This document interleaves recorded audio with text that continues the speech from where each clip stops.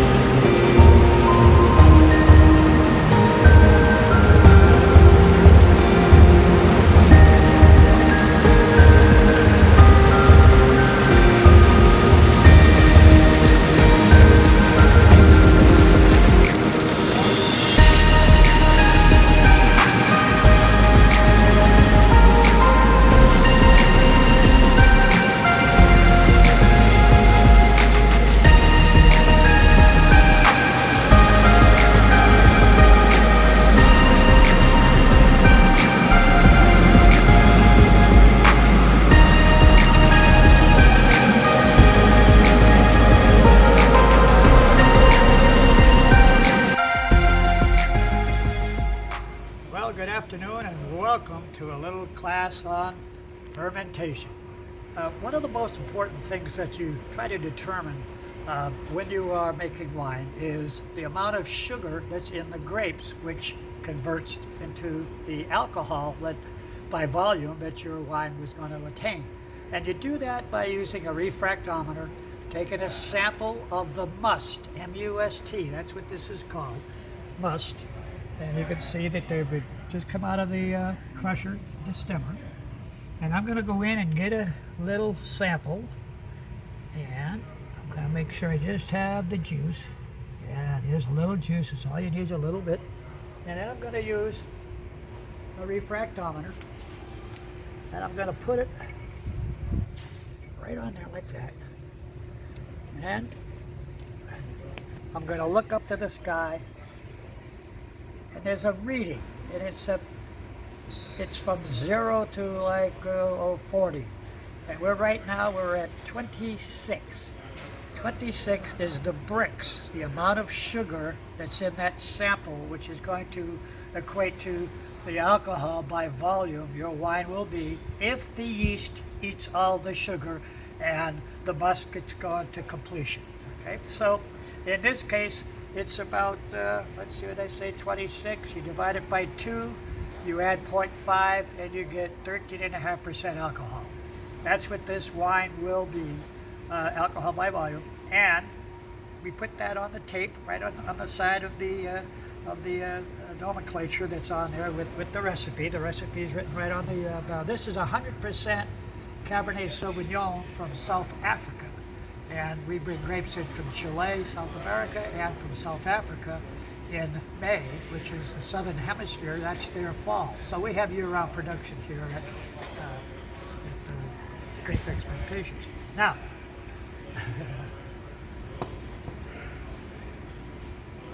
Now that we know that what the bricks is, we're going to write it right on the side so we keep track. And we're going to go over here. And I'm going to put right down here.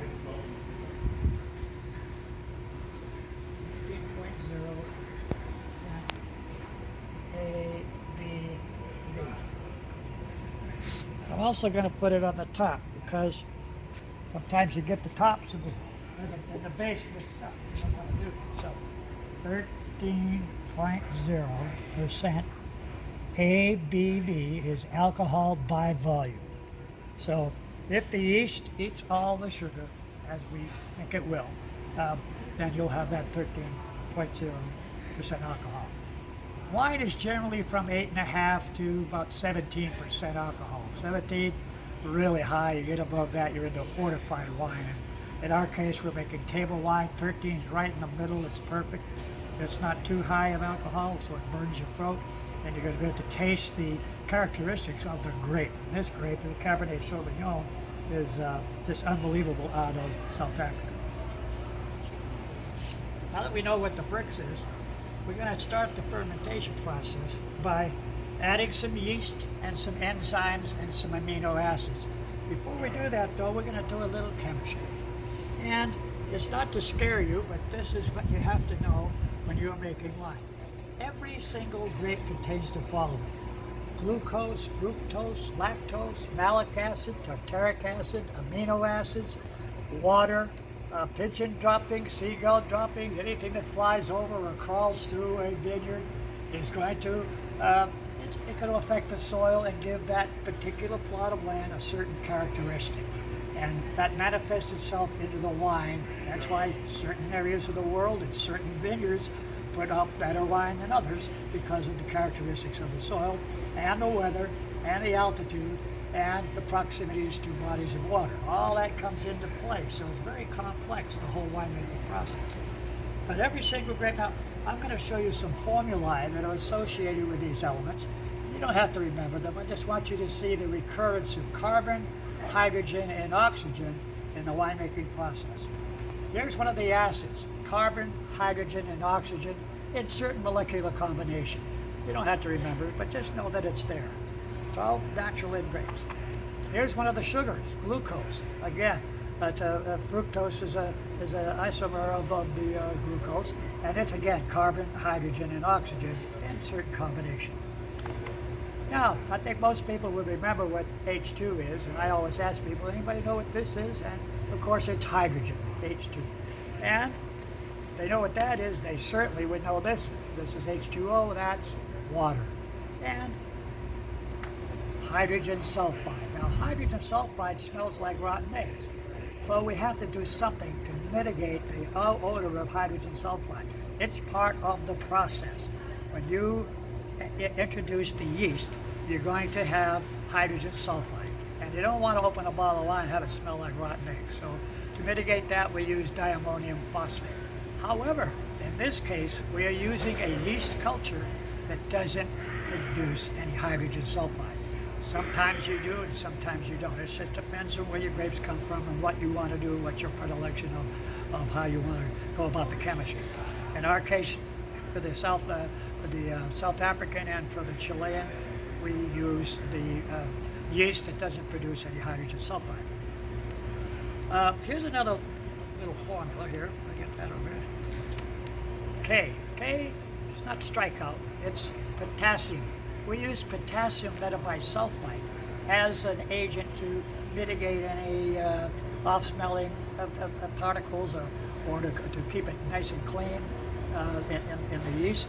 And it's a whole different thing, but potassium metabisulfite is one of the most important elements in the winemaking process. You have to use it. Potassium chloride, that's a salt. Just like sodium chloride is a salt, but potassium chloride is also part of the process to the process. And here's K9P.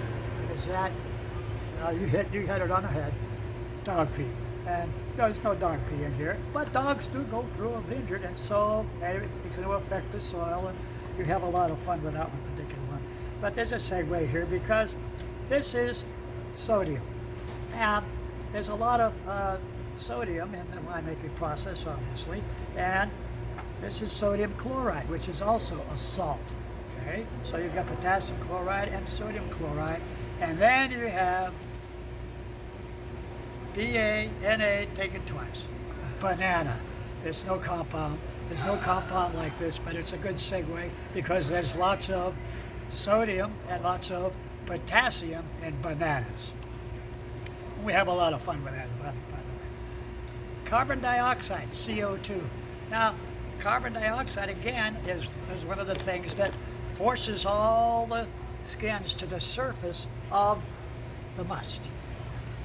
And in order to keep the skins in contact with the juice to develop the color, we have to punch down every day, 2 or 3 times a day. You have to punch down the must to keep it in solution so you're developing the color.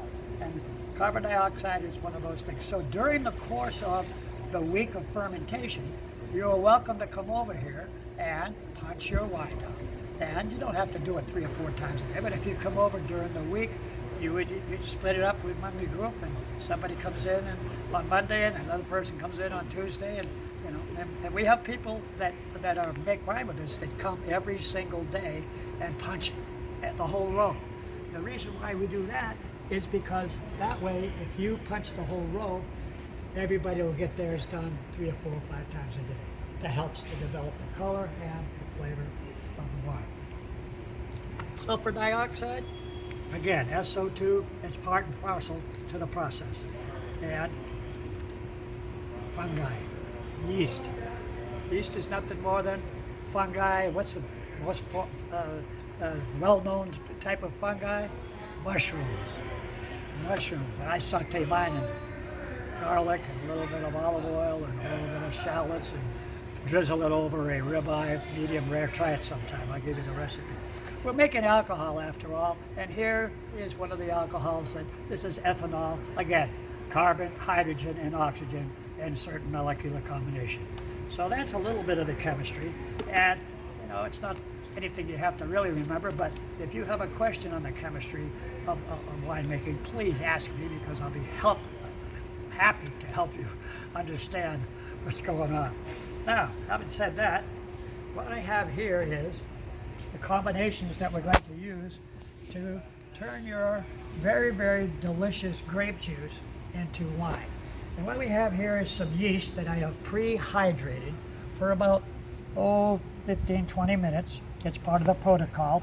And this yeast culture, again, does not produce any hydrogen sulfide. And it's fairly new in the last 4 or 5 years, and so we've experimented with it, and we like it, and so we continue to use it. So that minimizes us from it takes away from us having to add other chemicals. We don't want any interference, and we don't want any introduce anything that we don't have to in the winemaking process. So that's the good thing about the hydrogen sulfide minimized by the yeast culture we're using. Now, this culture comes from the south of France, from the Bordeaux region, and from the Tuscany region in Italy. Originally, about 200 years ago, it came from the Greek island of Samos, and it was recultured and recultured and recultured. This will withstand up to 17% alcohol without dying off. Some yeast cultures will only withstand 12 or 13 or 14% alcohol, and if you have a high alcohol wine, you don't want to have a stuck fermentation because then you have to start all over again. And we have 5,000 people coming through here in any given year, and 200 or 300 people a day, and you have to fit them in if you had a stuck fermentation. So we don't want to do that. We're also adding some amino acids, and this also minimizes problems that may have occurred during shipping. These grapes came in all the way from South Africa and from Chile, and they've been on a boat for who knows, 2 weeks, 3 weeks, who knows how long it took to get here, and then on a truck from East Coast to here, and we don't know what was in there. So we use this particular enzyme, it's called endozyme, to minimize any problems that may have occurred during the transportation. And last but not least is, these are time-release tablets, and this is a whole series of vitamins that feed the yeast to give the yeast energy to let the yeast eat all the sugar and convert it into alcohol.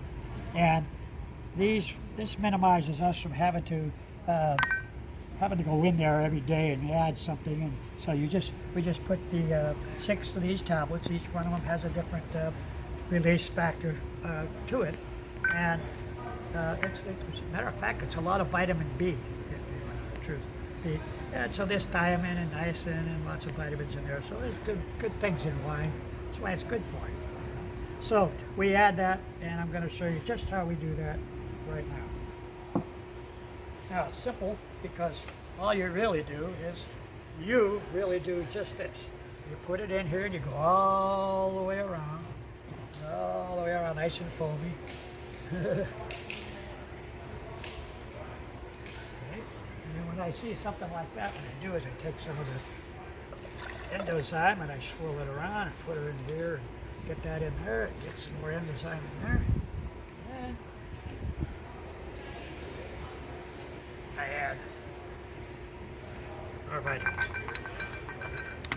They actually have you do that. You usually throw them up in the air and it splashes all over the place because usually the whole group of you are around and you're looking in here real close and somebody has to put it in there. I don't put it in, you do. And it splashes all over you, and that's why we have people not come just for a cocktail party. So, now, having said that, during the course of the week, obviously as I told you about plunging, we're going to do that right now. I'm going to show you how to plunge properly. Now the most important thing is to remember you don't want to plunge so vigorously that you bang the bottom. It's not good form. What you want to do is you want to gently press the grapes down into the bottom and without splitting the seeds. And that causes bitterness, so we don't have that happen.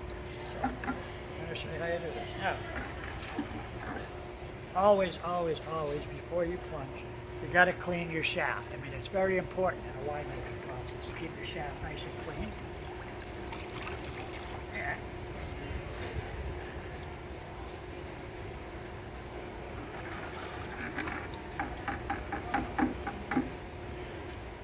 So, you press down. Now, some people, if they're short in stature, as I am, you actually stand up on the edge and you can press down, but I can go ahead and do it without standing on the edge today. And I just caress the bottom. You don't want to bang the bottom. It's not good form. So you go all the way around and you get it nice and juicy. That's the idea. Get it nice and juicy. And this takes about 1 minute and 40 seconds. Most guys know what that is. 1 minute and 40. That right, ladies? Yes, absolutely. So that's what we're doing. Now, I'm just caressing the bottom and I'm scraping ever so gently and I'm bringing the grapes that are on the bottom up into solution. Okay? And you do that by putting it on edge and dragging it easily without banging it. And you don't want to split the seeds because that causes bitterness, as I said earlier. And way around. And that's all you do. And then when I'm all done, I just give it a little bang. And then when you're all finished plunging, you got to clean your shaft once again. So you don't want to have a sticky shaft. I mean, it's not good for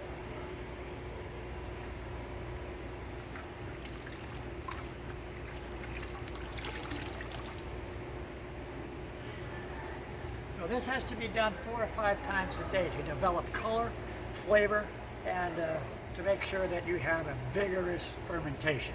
Because you want the sugar to be converted into alcohol, and that's done by the yeast, the enzymes, and the amino acids. And at the end of the week, now you're going to go into the barrel through the press, and that's a whole other process, and you'll have a lot of fun with that, I'm sure. Do not wear a cocktail dress when you come to the pressing part, because believe me, it's a little bit messier than this. That's the story. I'm gonna have to edit that. So what we have here is you can see it's very, very fresh parasitic water, parasitic acid solution in water, and a certain concentration that is going to maintain a certain sanitary element when we're plunging this fermentation. Now, the most important thing is, as I've often said, is you got to clean your shaft first. So we know it's already clean, but I like to do it because it's been sitting around. So I just clean the shaft and I squeeze it off. And you don't want it dripping all over the place. So.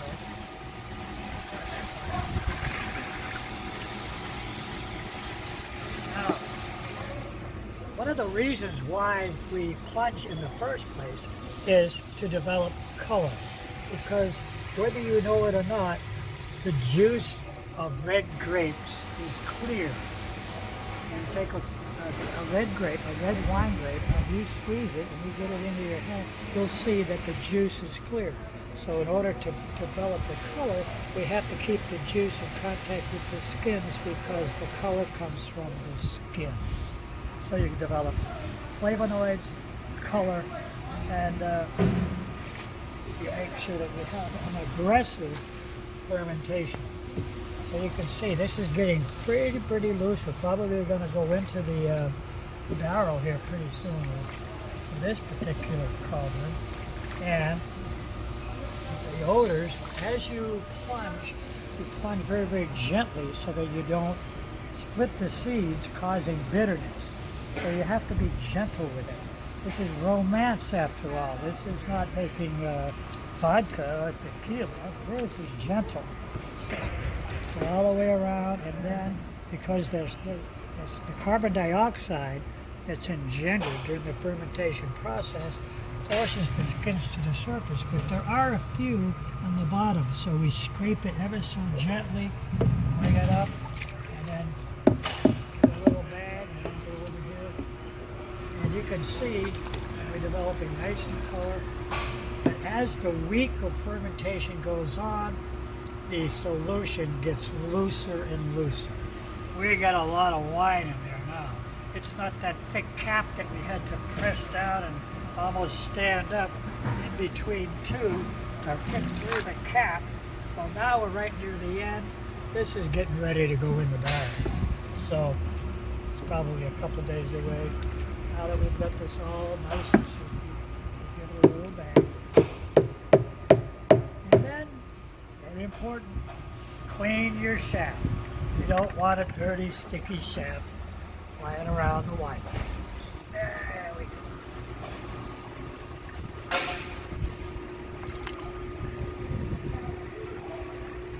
And that's how you develop color, flavor, and all the intensities that you need to make good wine. And this is done in very, very large quantities in big commercial wineries. Here we do things one barrel at a time. Every one of these barrels is sacrosanct. This happens to be a Malbec Merlot blend with a little Carmenere in there. And this is going to be really nice because, number one, it's from the Southern Hemisphere. It has a little different nuances because of its location, its proximity to the body of water, the South Pacific, and in that case, and the minerality that comes from the volcanic activity in Chile. It's amazing how that affects the soil, given a certain characteristic to the grape variety. And this will be really kind of nice because you've got Malbec, famous down there in Chile, as it is in Argentina, Merlot, and Carmenere, another great grape from Chile. I can't wait to taste that particular blend myself.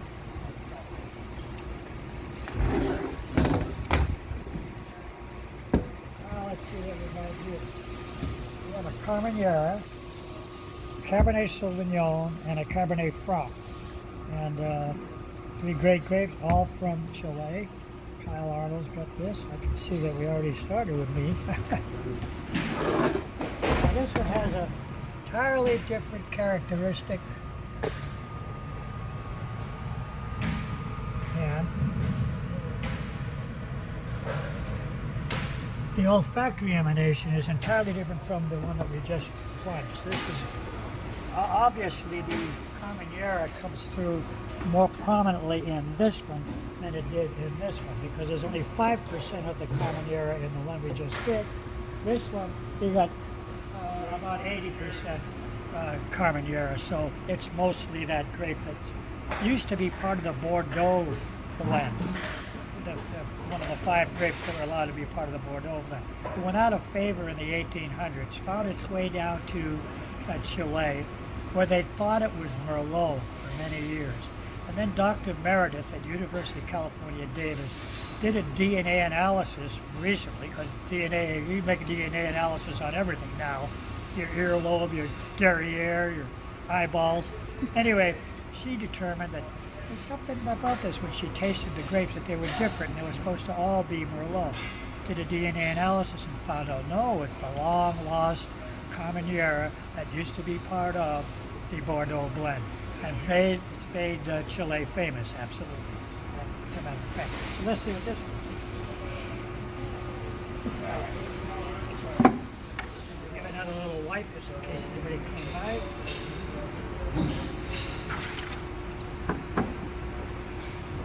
And now we can see I go down very so gently, and I can tell we're getting close now to going into the barrel. And as we come up, and gently now, because it's so loose, you don't have to bang through it.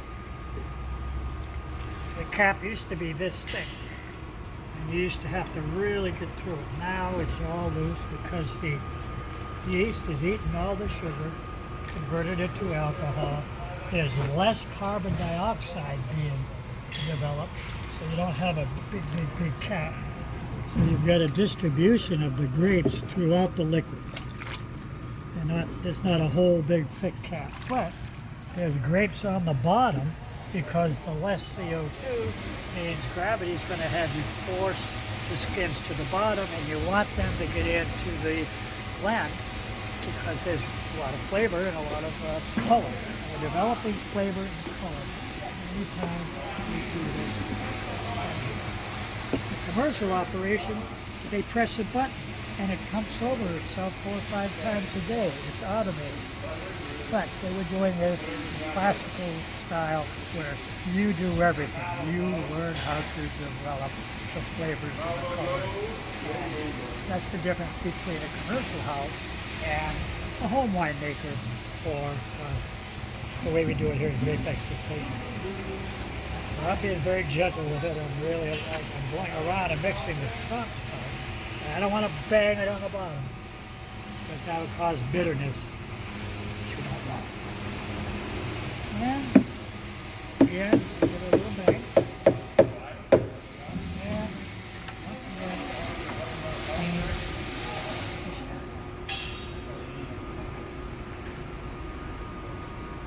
Now this water will be water and parasitic acid solution. We'll change it maybe 4 or 5 times during the day as it loses its protective elements. So it'll take on the color of the skin. So this proves, you saw that this was clear. You saw that now just coming out after just 2, it's taking on the color of the grape skins. So that's the proof of the pudding, and that's how your wine is developed, the color of your wine. Hey guys, it's Mike with Grape Expectations. Sorry you're not here today with us, but we're going to be pressing and showing you what pressing is all about today. So this is the 756 pounds of grapes that was crushed and fermented over the last week. What we're going to do today is we're going to be putting your wine into the barrel. So what we'll do first is we're going to pump as much free flow juice and or wine at this point directly out of this fermentation vat into the barrel, which is right here behind me. We're going to use a couple strainer baskets to keep the skins and the seeds out. Once we can't pump, we're going to pump down until we can't pump anymore. Once that happens, we're going to actually scoop all of the must into the press behind you there. And at that point, we're going to go ahead and press out the rest of the juice. The wine, excuse me. It is wine at this point. 98% of the fermentation is complete. So, can I get 3 volunteers, please, and we'll get started.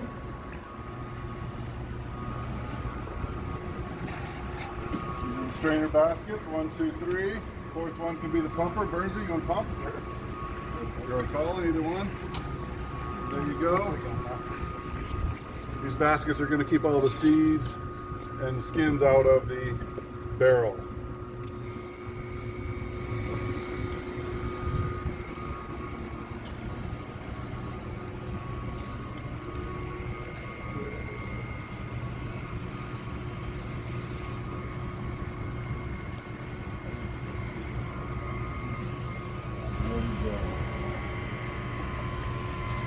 So we're going right into the barrel.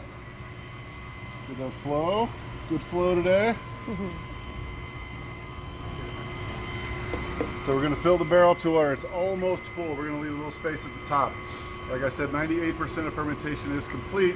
We want to leave a little bit of room for expansion at this point for that last little bit of fermentation that we'll finish out over the next couple weeks. It's producing CO2, so we need to leave room for expansion.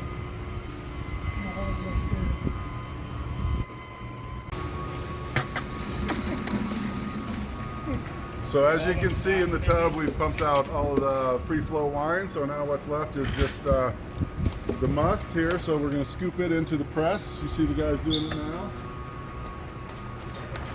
Once we get it full, we're going to go ahead and put some blocks in there, and we're going to press the rest of it out. This is the fun part. It's a little bit messy.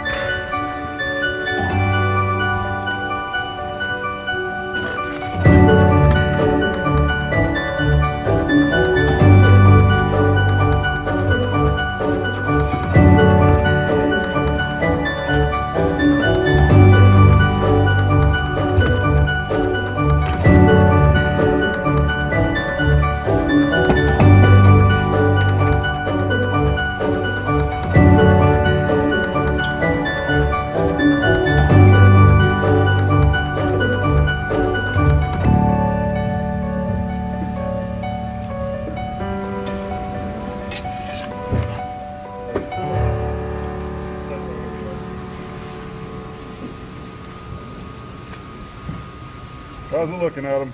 It's pretty soupy. Smells great.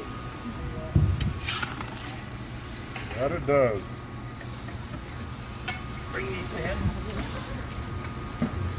So what we're doing with this paddle right here, let me see this real quick, Adam, is we're just trying to smooth it out a little, and we're also just trying to get a little extra juice out of here before we block it up. That way it helps press it. It helps press it.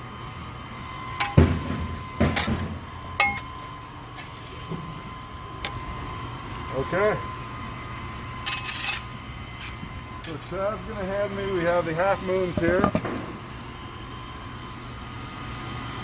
We're going to put these in here in the press. Got them.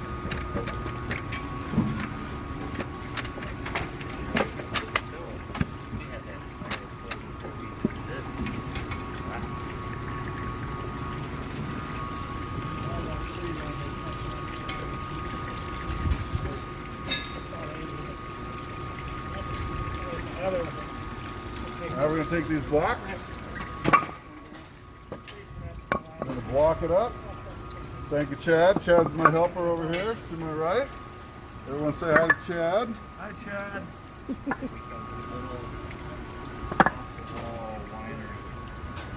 Just a big game of Jenga.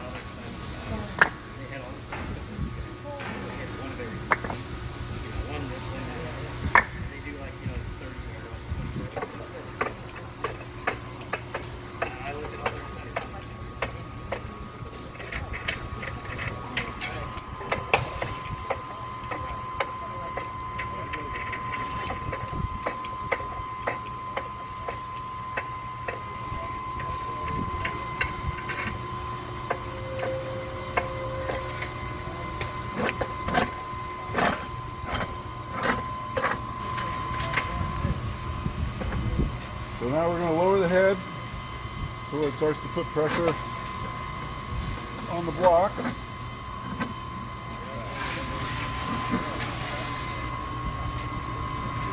And you can see it's going to start squeezing out through the edge of the press.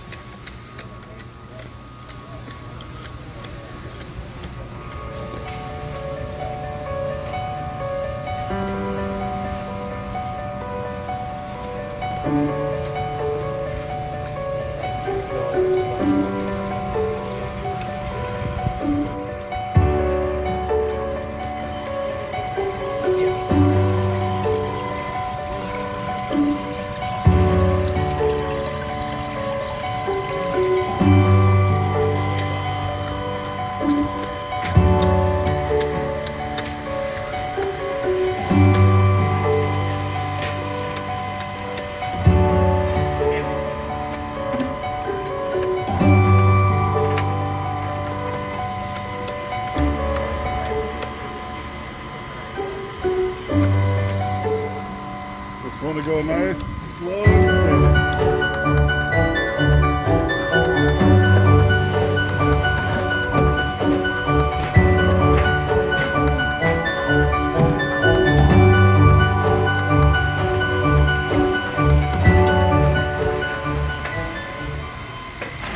Okay guys, this is what's left of your 756 pounds of grapes. We call it the cake.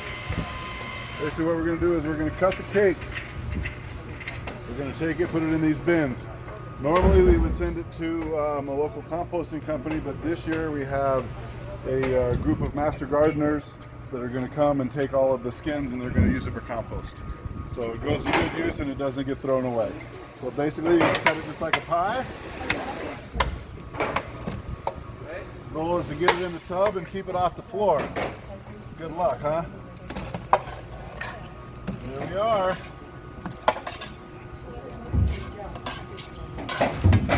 So not much left. 756 pounds of grapes. We got the good stuff out of it.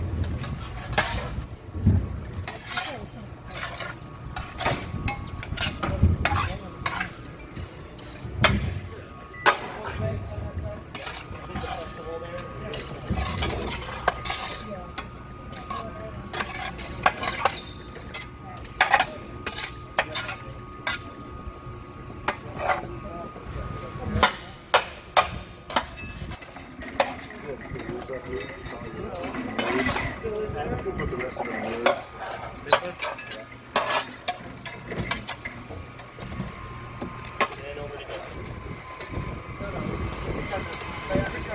Timber.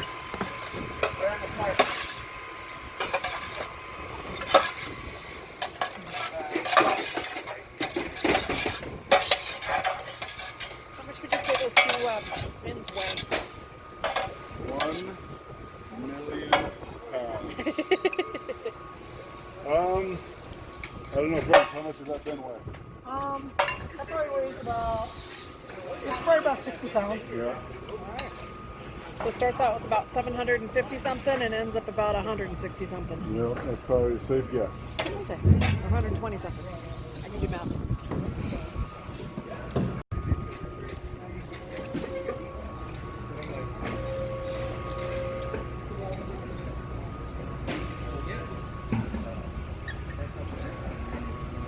So this tank here, we call it top off. top off wine. We collect it once we fill the barrel as full as we're going to fill the barrel today. We collect the rest of the wine and it goes into this stainless steel container. We label it top off, and basically what we use this wine for is for topping the barrels throughout the process. The first real time that we use this is at racking. When we remove the sediment out of the barrel, we would need to replace that with some volume of wine. This is the wine we use. This wine gets treated just like your wine. Once this tank's full, we're going to pump it into a barrel, and it gets barrel aged just like your wine. However, it is a slight blend. So whatever grapes we're pressing today goes into this. It is a blend, and then we use it for topping and or as well throughout the process, evaporation. Anytime we need to top the barrels, this is the wine we use. Hi guys, who knows what this is called? Anyone? Anyone? Alright, usually I get all kinds of fun answers. It's called a bung. This is a special bung, and not just because I'm holding it. This is called a fermentation bung. You'll notice there's a little relief valve on it. So as fermentation finishes up, if there's any CO2 that builds up in the barrel, it allows it to release. So once fermentation's done, we can push the nipple down, and it becomes a permanent bung.